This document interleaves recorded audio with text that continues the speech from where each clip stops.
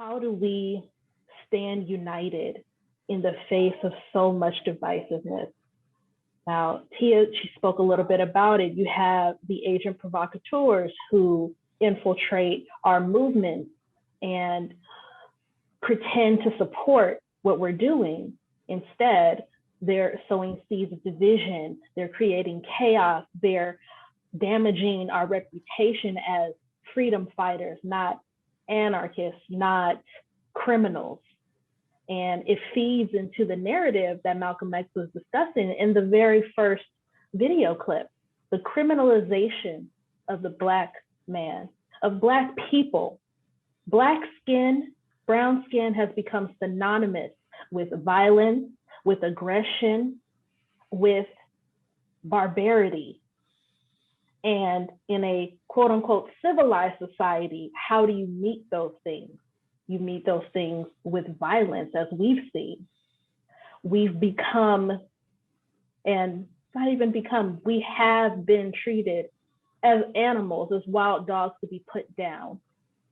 If these past few years have taught us nothing, it's that once people become desensitized to the plight of another human being, then their pain becomes entertainment. It becomes fodder for discussion one day and then forgotten the next. It is incumbent upon all of us here to take up the mantle and say enough is enough, to fight for all of our brothers and sisters, specifically our Black and brown sisters, because we are dying every day. I work in public health, and right now it's Black and brown families that are being destroyed during COVID-19. And we're also being murdered in the street. We've continuously been the victims of an ongoing genocide. And let's call it what it is. It's an active genocide that is being enacted at the federal level against Black people. And nobody wants to say it out loud. This isn't merely a case of police violence. This isn't merely a case of racial prejudice. We are dying. We are becoming extinct as a people. We've had our history stripped from us. We've had our culture usurped and commodified and sold back to us. And how do we recapture who we are in this moment? Because in our heart, we are not just warriors, we are philosophers, we are healers, but you would never know that if you turned on the 5 o'clock news. You will not see Black humanity unless it is bleeding on the pavement. That is what we're fighting. We're fighting more than the physical brutality of oppression. We are fighting something even more insidious. The idea that Black people are not human and do not deserve to live. That is what we're fighting. That is the brick wall that we keep hitting every single day when we are in the streets, when we are shouting that our lives matter and we are met with those who say no, that it does not. Because the idea has been so deeply wedded to what it means to be American, what it means to be a patriot, what it means to be a citizen, that people don't understand that they are not connected. When you say, stop being racist, stop killing me, they feel as though it's a personal attack on their freedoms and individual rights as a citizen of the United States. That is the insidious nature of hate. And that is what we must overcome.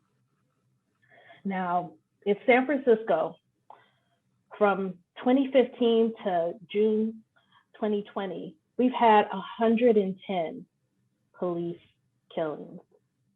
110. 54% of those were Black and brown people. And in the San Francisco Bay Area, San Francisco, Oakland, and Hayward, we have the second highest rate of Black victims of fatal police violence, second only to Oklahoma. We make up less than 10%, less than 8% of the population within 5 counties, yet we're dying in numbers that are unfathomable, being killed in the streets, being denied access to healthcare, being denied access to the basics that you need to survive in this world. We saw this in Flint, Michigan, where their water was being contaminated for years. They still do not have clean water to this day. We're seeing Black and brown people dying in Texas without water, without heat during the snowstorms. This is what it means to be Black in this country, to be forced into survival mode, not to be allowed to thrive, to be denied access to everything that we could have that would allow us to be self-sufficient, to thrive, to excel, because it agitates the core of someone's being if they don't have power over another, if we dare to see ourselves as equal to. Now, in San Francisco, as diverse and liberal as it claims to be, is one of the most racist cities in the nation. It hides behind the guise of equality when equity is still a foreign concept to most. Now, in my union, we've been making concerted efforts to attack anti-Black racism on every level, politically, through education, and in healthcare. We're starting in politics by helping to support leaders who will actually support us. One of our endorsed candidates, District Attorney Chesa Boudin, has advocated and has fought and tried and prosecuted police officers who have killed Black people, who have killed unarmed civilians merely because they could. He was the first DA to do so, after having a district attorney openly state that they would never prosecute a police officer who killed an unarmed citizen, especially if they were Black. And while this is small in the grand scheme of things, it does call attention to some of the steps that we need to take to regain our power and our place, not only in the streets, in the boardroom, in the halls of Congress. We need to be making our voices heard at every single level. We need to be demanding of our representatives in government that if you decide to hold a mantle of leadership and you say you speak for me, then speak for me. Shout my cries to power. Make those changes that we need. To this day, we still don't have an anti-lynching law in this country. After it was fought for almost 100 years, we still don't value human life enough to say that killing someone in such a brutal way is a hate crime. That is the type of ignorance that we have to overcome. And we do that by educating.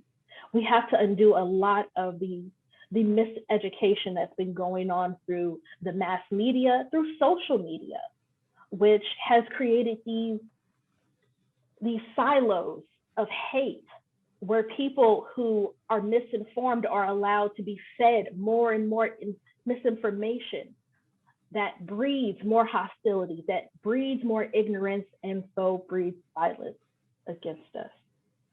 We need to have more of these conversations with everyone, with our allies in the community. We need to empower them to speak up, because our voices alone clearly are not enough. It is through our dedication, it is through our voices, it is through our continued fight that we will see change, not progress, change. And I don't know about all of you, but I do not want this to be the fight of my children and my grandchildren. This needs to stop with us. And it is through us that change will come. Thank you.